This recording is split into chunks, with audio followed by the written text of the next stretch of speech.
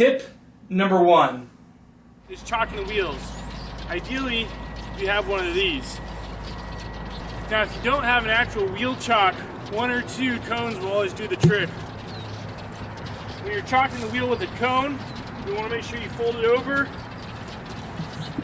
take it underneath, and slide it in. From there, you want to make sure you leave a chain hooked up to the message board. As you jack it up, let it slide back, get all 4 jacks down, and then tape the cone back out so you can set it up around the sign.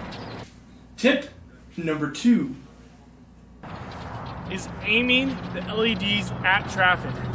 Now I have in my hand just a standard filming light with directional LEDs. When I turn it on, like any LED, it's not going to have that much effect on the camera. But when you get the jacks right, you have the elevation right, you look at the aiming sight that looks like these.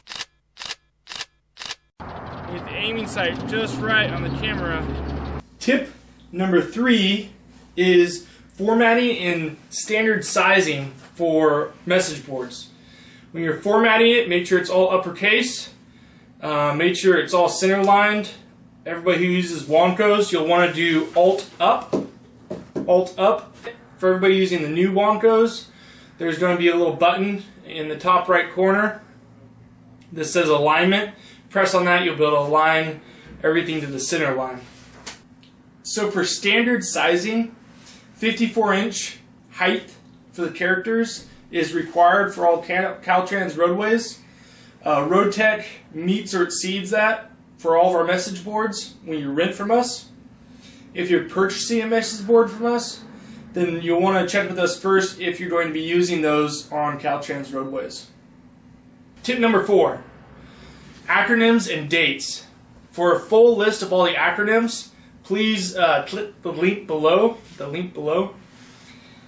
For dates, what we always recommend is that you use an abbreviation of the month instead of the numbers.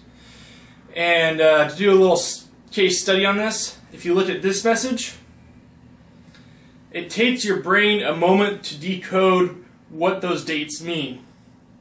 When you look at this message, you know instantly. So when you look at them side by side, it's pretty clear which one is faster for your brain to comprehend.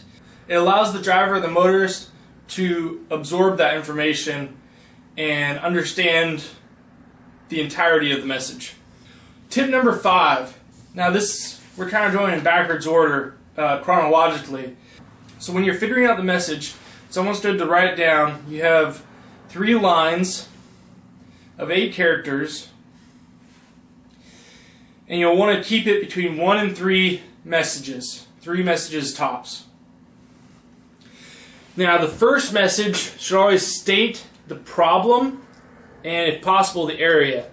So you'd say road work 2 miles ahead for the phase 1. In phase 2, or message 2, you would state the effect or the action that they should take. So the effect would be left lane closed, or detour ahead, or narrow lanes, reduce speed. You'll have first the problem, then the effect. So these were our top 5 CMS tips. There's other tips that we can include. If you'd like us to do a sequel to this, please let us know in the comments below. Also, the link that I have for all the acronyms gives you the full list of everything you need to know when deploying a CMS board on Caltrans roadways.